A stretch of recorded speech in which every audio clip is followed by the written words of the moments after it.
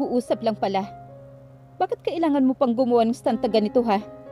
Tonto ka talaga. Buwisit kang lalaki ka. Tuloy-tuloy ang pagmumura niya kahit hindi naman siya natural na ganito. Hindi niya mapigil ang sarili. Para sa bulkang sasabog at hindi siya nasisindak sa galit nito. Dumagdag pa sa inis niya ang hindi nito pagsagot. Ayaw pa sana nitong harapin. Pero sapilitan siya nitong isinasama. Tapos mananahimik lang ito. Nakakasuya ito. Patuloy siya sa pag-urirat ngunit nanatili lang itong parang bingi. Buwisit talagang taong to. Himutok niya sa sarili. Ayaw mo pala akong kausapin ha? Isang bagay lang ang dapat niyang sabihin para tapunan siya nito ng pansin. Si Paulo, ano nangyari sa kanya? Ang lalaking yun talaga ang inaalala mo? Tama nga siya. Marinig lang ang pangalan ni Paulo. Nagmumukha na itong gulunggong na nasunog sa ihawan. Ang sarap nitong tirisin. Parang nakikinikinita na niya kung gaano umiigting ang mga panga nito. At ang iniisip mo sa lahat ng to yung lalaking yon? Habang ako, halos mabaliw na sa kakaisip kung saan ka dinala ng gagong yon. Nakikita niya at nararamdaman niya ang pagngit-ngit ng mga labi nito. Sinaktan mo yung tao, siraulo ka ba? Napaka-unreasonable mong basagulero ka. Ang sarap na talagang manampal. Dapat lang yun sa kanya. Umangat ang kilay niya sa narinig. Napaka-imposible mo. I won't deny yes. Napaka-imposible ko. Ang corny ng banat mo. Ano yan? Pang 10 taong gulang na lalaki para sa crush niya? Pwede ba? Ayusin mo nga yung mga pananalita mo, mga linyahan mo, panis. Mas may ibubuga pa ang anak mo. Nanahimik naman si Conrad. Buntong hininga na lang ang maririnig mula rito. May pagkakataong nahampas nito ang manibela. Hanggang sa tuluyan na itong manahimik. Nakakainis na katahimikan na. Para na siyang saramplaka. Natalak ng talak. Pero wala siyang nakukuhang response. Napapagod na ang ngalangala niya. Nauuhaw na siya sa kakasalita. Pero ayaw siya nitong patulan. Parang hinihintay lang nitong mapagod siya. Naubos din kalaunan ang enerhiya niya. Nagmumukha siyang baterya na kinulang sa charging na napayukyuk sa bintana ng sasakyan. Malakas ang aircon pero may ilang butil ng pawis na naglalandas sa balat niya. Gutom ka na ba? Ang sarap sa pakinampangan nito. Isa-isang bunutin ang lahat ng stubbles nito. Matapos siyang galitin at baliwalain, kukumustahin naman ito ang sikmura niya sa pinakamalumanay na boses na yata when in fact, para itong mabangis na hayop na nakahandang manlapa kanina. Paulo, ano na kaya nangyayari sa lalaking yon? Malamang na may sugat ang mukha niyon. Makukurot siya ni Tita Mencho kapag nakitang may gasgas ang anak nito. At si Jacob, na-miss na niya ang anak niya. Gusto na niyang mayakap ito. Parang nananakit ang sentido niya. Kaya naman, sinubukan niyang mag-relax. Natatahimik siya, buong biyahe patungo sa kung saan mang lupalop ng mundo siya dadalhin ng lalaking ito. Lumalayo sila ng lumalayo. Sa tantiya niya, mahigit 1 oras na ang nilalakbay nila. Gusto mo bang buksan ko ang bintana mo? At long last, nagsalita ang katabi niya ngayon. Ay parang sinaniban ng espiritu ng isang shaman. He was calm and collected. She showed passive. Humahalikip-kip siya. Isa-save niya ang enerhiya niya para sa nakaagbang pagtatalo nila ni Conrad mamaya. Pwede kang matulog muna. Nagitla siya nang dumantay ang mainit nitong palad sa palat niya. Ipiniksi niya iyon ng malakas upang matamaan ng kuko niya ang mga braso nito. Ouch! Kahit papaano ay nakaramdam siya ng sundot ng konsensya. Baka nasugatan niya ito. Gayunpaman ay pinanindigan niya ang pagtitigas-tigasan. Nakakainis lang na nayayamot siya. Ngunit nakuha pa talaga siyang makaramdam ng concern sa lalaking ito. Sa sumunod na sandali ay patuloy na naghahari ang katahimikan. Parang may gumagapang nakakaibang kilabot sa kaibuturan niya sa naiisip. Ano man ang gustong gawin ng lalaking ito, magagawa nito ng malaya at ayaw niya sa ideyang naglalaro sa utak niya. hanggang sa huminto na ang sinasakyan nila. Basta malayo at sigurado siyang probinsya ang kinaroroonan, base sa katahimikan ng paligid. We're home. Pinatay ni Conrad ang engine. Naulinigan niya ang tunog ng tinatanggal na seatbelt. Bumukas at sumarado ang kabilang pintuan. Wala pang isang minuto ay pinuntahan na niya ang gilid nang bumukas ang pintuan. Nalanghap niya kaagad ang kakaibang simoy ng paligid. Lumapot sa kanyang balat ang malamig na dampi ng hangin. Bumaba na ang araw sa tantiyan niya. Bababa na tayo, babe. Babe? Babe mo mukha mo. Buong akala niya ay maiinis ito sa pagmamaldita niya. Come on, let's get inside. Malamig dito sa labas. Besides, alam kong pagod ka at nagugutom ka. Gutom na rin ako. Wala akong pakialam kung mangisay ka sa gutom. Sa inis niya ay narinig pa niya ang mahinang tawa nito. Ano nakakatawa ha? Inignora nito ang tanong niya. Halika na. Mas nagmumukha kang cute at maganda sa kakasimangot mo. Nagmumukha kang masarap na cheesecake. Automatikong tumapon ang madilim na paningin sa gawin nito. Kumain ka mag-isa mo. Mira, sige na. Sige ka, mamaya ikaw ang kakainin ko. You know I'm good at eating you. Himig nagbibiro naman si Conrad, pero kilala niya ito. Alam niya kung ano ang nakapaloob sa sinasabi nito. Ang bastos mo talaga, no? Natawa na lang ito. Nakuha pang gawing biro ang sitwasyon nila. Ang threat na nararamdaman niya kanina ay nakapagtatakang nawala na. Ramdam niya ang pamilyar na tila ba matagal na siyang nakapunta rito. Gayunpaman, ayaw niyang sundin ang utos nito. Dito lang ako. Okay, parang bata siya nitong sagutin. Naramdaman niya ang pagkilos nito sa pakiwari niya ay lumuhod ito sa tabi niya. Mas matigas pa yata ang ulo mo sa anak natin. Bahala ito sa iniisip. Humalikupkip siya, lalo pero napapitlag din kaagad nang maramdaman ang mapanghas na pagtanggal ni Conrad sa seatbelt niya. Sa kanyang paggalaw ay napadako sa harapan niya ng pagkababae niya ang palad nito. Nanigas siya ng ganun-ganun na lang. Ilang segundo pa bago siya nakapag-react hanggang sa maramdaman niya ang pagguhit ng kakaibang kilabot mula roon patungo sa buong sistema niya. Napapaso siya at mabilis niya itong naitulak. Sabi mo mag-uusap tayo. Yamot na wika niya rito. Kapag hindi na mainit ang ulo mo, gago ka rin ano? Dinala-dala mo ako rito sa lupalop na ito, pero wala ka naman palang. Ano ba? Parang papel na mabilis siyang binuhat ni Conrad. Nagkakakawag siya. Sinuntok niya ang bawat bahagi ng katawan nitong matamaan niya. Pero walang anumang tinanggap lang iyon ni Conrad. Ang yamot at pananakit niya. Nagpatuloy lang ito sa paghakbang. Sir, nakahanda na ho pala ang silid ninyo ni Mamira. Napahinto siya sa pagkakawag. Kilala niya ang boses na narinig. Kay Manang Lorna iyon. Nasa Bulacan sila. Manang Lorna? Mamiraya. Nasa boses naman ni Manang Lorna ang pag-alinlangan. Manang, tulungan niyo po ako. Bago makasagot naman si Manang ay nagsalita na si Conrad. Umuwi na kayo ni Mario, Manang. Opo, sir.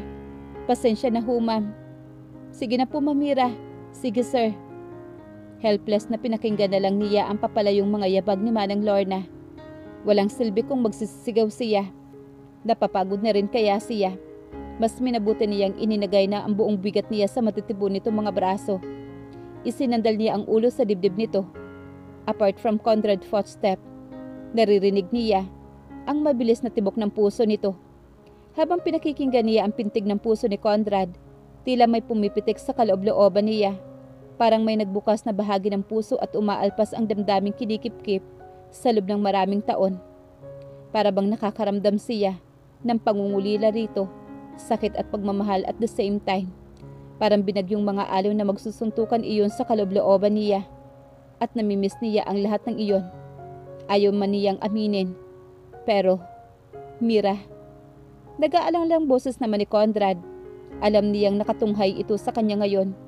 Huminto na ito sa paghakbang na malaya na lang niyang pumapatak na ang luha sa kanyang mga mata.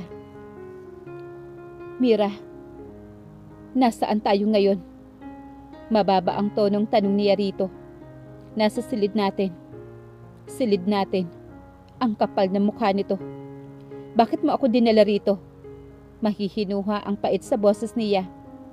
Para may maalala ka. Anong gusto mong maalala ko? Yung lahat na magaganda.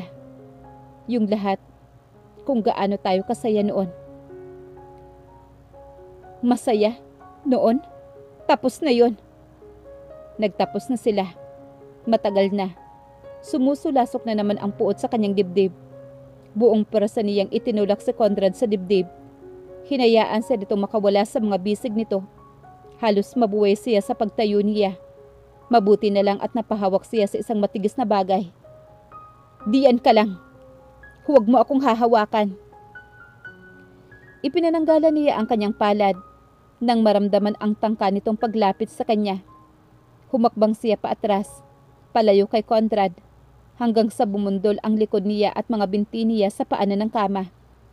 Sa maikling sandali nag-flash sa imahinasyon niya ang kabuuan ng silid, kung saan bahagi ang banyo, ang closet, ang frame na nakasabit sa dingding, kung ano ang kulay ng kobre kama sa huli nilang iniwan. The bed was right on its spots. Kapag nagigising siya noon, ang malawak na French window kaagad ang unang bumabati sa mga mata niya. Parang naaalala pa niya kung paanong isinasayaw ng hangin ang manipis na kortinang nakatabing rito. But everything was just a part of painful memory. Kinapa niya ang takip ng sling bag at hinugot mula roon ang dokumentong nakuha nila ni Paulo. Buong lakas na ibinato niya iyon sa harapan nito kasi hodang matamaan ang pagmumukha nito. Yan ba ang pinagmamalaki mo? Kaya mo sinabing hindi pa tayo nagtapos? Nanatiling tahimik naman si Conrad at alam niya na nakatitig ito ng mariin sa kanya. Ramdam kaysa sa nakikita niya. Tapos na tayo. Nagtapos tayo sa mismong araw na itinulak mo ako papalayo. Nag-uunahan na sa pagpatak ang mga luha niya. Ang bigat-bigat sa kanyang dibdib. Ayoko nang balikan ang buhay na nakasama ka. Pwede tayong maging magulang kay Jacob. Pero hindi na tayo maaari pa bilang mag-asawa. Ituloy na natin ang annulment. Gaya ng dati, pipirma ako.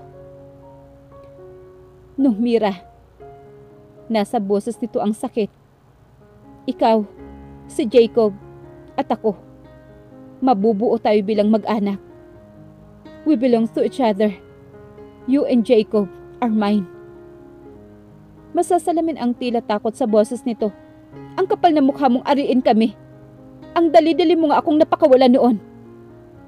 Iba noon. Iba ngayon, Mira, please. Anong pinagkaiba sa noon at sa ngayon? Mahal na mahal kita. She wanted to spit at him. Ano bang alam mo sa pagmamahal? You are selfish, Conrad. Sinasabi mong mahal mo ako na parang walang bikig sa lalamunan mo. Paano mo sasabihing mahal mo ang isang bulag na kagaya ko? Ha? Ni hindi mo nga ako makuhang mahalin noon na nakakikita pa ako. Nititigan ako sa mga mata. Hindi mo ako tinatrato na parang tao. Ilang beses mo akong ininsulto. Harap-harapan. Hindi mo ako nirespeto. Kahit bilang asawa sa papel man lang. Ano bang mapapala mo sa isang bulag at walang silbing kagaya ko? 5 taon niyang kinikimkim lahat ng iyon. Wala siyang pinagsabihan, kahit si Hana. Sapat na ang pagmamahal ko sa iyo para ayusin natin ang pamilya natin, Mira. Nagmamakaawa na wika nito. Mahal kita. Mahal ko ang lahat-lahat sa iyo. Kahit habang buhay ka pambulag, mamahalin pa rin kita, Mira. Please, maniwala ka naman sa akin. Mahal na mahal kita. Sinungaling ka. Ang hirap maniwala sa'yo. Ganoon na lang ba kalaki ang galit mo sa akin, Mira? Ginagawa ko naman ang lahat, hindi ba? At nakahanda akong gawin ang lahat para sa lahat ng gusto mo. Hindi mo mauunawaan hanggang hindi mo nararanasan ang mga naranasan ko. Ikaw lang ba ang naghirap? Nahihirapan din naman ako. Noong nawala ka, Mira. Sinungaling ka talaga. Muling natahimik naman si Conrad. May naulinigan siyang pagsinghot. Bakit ikaw? Hindi ka ba nagsinungaling sa akin? Pwede namang sinabi mo sa akin ang lahat. Pero mas pinili mo ang maglihim. Itinago mo sa akin si Jacob. You underestimate my capacity as your husband. At bilang ama ng ating anak. Huwag mong ibalik sa akin ang sisi. Hindi mo alam ang lahat ng pinagdaanan ko. Dinipaunawa mo sa akin, Mira. Mahina ngunit mariini ang udyok rito. Narinig na lang niya pagkatapos ang pabalik-balik na mga hakbang. Hanggang sa tumigil ito. Dapat sinabi mo sa akin, Mira. Binalikan kita, Conrad. Bumalik ako kasama ng anak natin. Pinuntahan kita sa kondo mo. Pero anong napala ko? Nakita ko si Olga. Ang sabi niya, nagsama na kayo. Nagsasama kayo sa mismong tahanan natin. Ang tanga ko lang na umasa ako. Somehow, kapag nakita mo ang anak natin ay tatanggapin mo kami. Gustong-gusto kong tanggapin lahat ng kung anong gusto mo. Kung sakasakali. Pero sinampal ako ng buong katotohanan. Ang sakit. Saka ko naisip, anong gagawin ko? Hinding-hindi mo ako kayang mahalin. Kahit hahalik pa ako sa mga paa mo. Ang sakit-sakit. Pakiwari niya isasabog na ang kanyang dibdib. Umalis ako. Umiiyak ako habang naglalakad sa kalsada. Patuloy niya sa mahinang boses. Nabunggo ako, and then, napahagulhol na siya. Nahihirapan siyang ituloy ang sasabihin. Hinang-hina ang mga tuhod niyang napaupo siya sa kama, habang natatakpan ng mga palad ang basang mukha niya. Hindi na niya alintana pa ang paglapit ni Conrad sa kanyang harapan. Nagpatuloy lang siya sa pag-iyak, hanggang sa naramdaman niyang nakakulong na siya sa mga yakap nito. I'm sorry. I'm so sorry. Pero sana maniwala ka.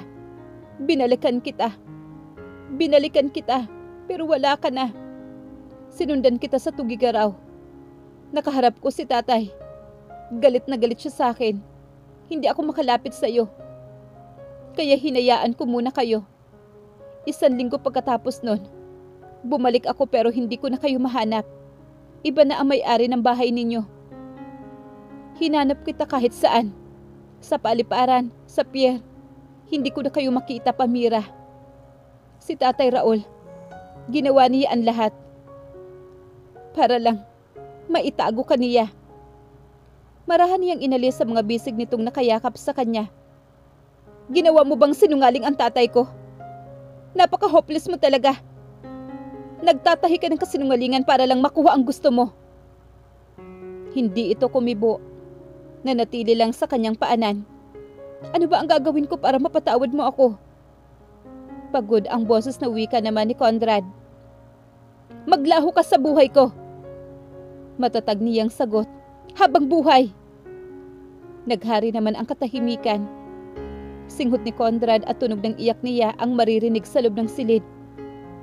Kaya huli na. Para bawiin niya ang kanyang sinabi. Hindi ganyan katigas si Miraya. Ang Miraya na pinakasalan at minahal ko. Mapait na wika naman ni Conrad. Hindi lang ikaw ang nagbago. Suminghot naman si Conrad. Sunod-sunod na bumuga ng hangin na parabang pinaluluwag ang mabigat na kanyang dibdib. Saka ito dahan-dahang tumayo mula sa kanya. Sa labas na muna ako. Magpapahangin lang. Mamaya, iuuwi na kita kay Hana. Ang baba ng boses nito, tila ito natatalo. Kasunod niyon ay narinig niya ang sunod-sunod na mabibigat na mga yabag na mga paa nito papalayo sa kanya. Ito ang gusto niyang mangyari. Paalisin ito sa buhay niya. Pero bakit ganito? Habang humihina ang mga yabag, tila naman nagkabutas ang puso niya. Lumapat pa sarado ang pintuan. May bumulong sa kanya na tawagin ang pangalan ni Conrad na pigilan ito. Pero hindi niya ginawa iyon. Sa halip ay parang may sariling utak ang mga paa na napatayo siya. She stepped forward. Kabisado na rin naman niya ang bawat sulok ng silid na ito. Ilang buwan silang nanatili rito. Eksaktong nabuksan niya ang pintuan nang makarinig siya ng tunog ng papalayong sasakyan. Ngunit segundo lang ang lumipas nang pumailang lang ang malakas na tunog sa paligid. Tila may bumangga sa kung saan. Pumunit sa katahimikan ng gabi ang matinis na tunog ng alarm ng sasakyan. Napahawak siya sa riling ng hagdanan. Ang anumang emosyon ay napalitan ng pag-alala. Conrad? Mahina niyang sambit sa pangalan nito. Patuloy ang ingay sa paligid hanggang sa nawala ito. Conrad? Medyo malakas na ang boses ng sigaw niya. Conrad! Tinalunto niya ang hagdanan. Nangangapa siya sa pagbaba sa bawat baitang. Tuloy-tuloy ang paghakbang. Naiiyak na siyang tinatawag ang pangalan ni Conrad. Panay ang panalangin niya na sana wag itong mapahamak. Conrad? Naninikip ang dibdib niya. Hindi niya pa rin pala kayang may mangyaring masama kay Conrad. May hinanakit siya, oo, pero hindi niya matatanggap na mapapahamak ito. And worst, ang mawala ito. Pinagsisihan niya ang sinabi kanina. Gusto niyang bawiin at humingi ng tawad rito. Lord, please, patnubayan mo po siya. May narinig siyang mga yabag. Nakaramdam siya ng bahagyang pag-alala rito. Manang Lorna, malakas na tawag niya. Manang Lorna, si Conrad po. Miraya, andito ako. Humulagpos naman ang luha niya sa boses ni Conrad nang narinig niya ito. Conrad? Kinapa niya ang mukha nito. Naninigurado. Itong nasa harapan na niya ito ngayon. Andito ako, Mira. Andito ako. Ito nga yun. Yung init na nagmumula rito. Buhay na buhay. Dala ng bugso ng damdamin ay niyakap niya ito ng napakahigpit. Sobrang higpit. Tila natigilan ito at hindi kaagad nakahuma. Sorry. I'm sorry. Hindi ko gustong masaktan ka. I'm sorry. Ayokong mapahamak ka. Hindi ko pala kaya. Umiiyak na wika niya.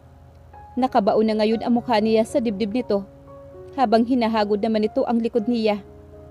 Right in the instant, alam niyang nawala ang hinanakit at galit niya kay Conrad.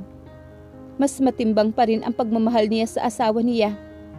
Mahal na mahal pa rin niya si Conrad. I'm so sorry. I love you, Conrad.